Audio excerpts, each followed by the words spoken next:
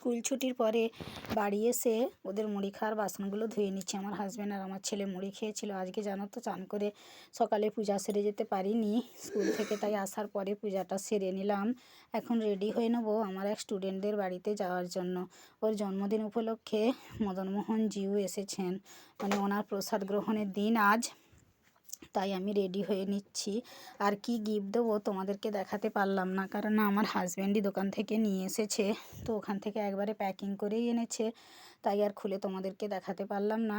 আছে একটা tiffin box আর হচ্ছে চকলেট সেলিব্রেশান। তো নিয়ে দেখো চলে এলাম ওদের বাড়িতে। প্রথমে মদনমোহনজিউর দর্শন করে নিলাম, আর তারপরে চলে গেলাম স্টুডেন্টের সঙ্গে দেখা করতে। ওর সাথে দেখা করে ওর হাতে গিফট দিয়ে প্রসাদ গ্রহণ করতে বসে গেলাম। ঠাকুর প্রসাদ খেতে খুবই ভালো লাগে আমাকে কেন, কম বেশি অনেকেরই ভালো লাগে। তো আজকের ব্লগটা এই পর্যন্ত। ভিডিওগুলি ভালো লাগলে পাশে থেকে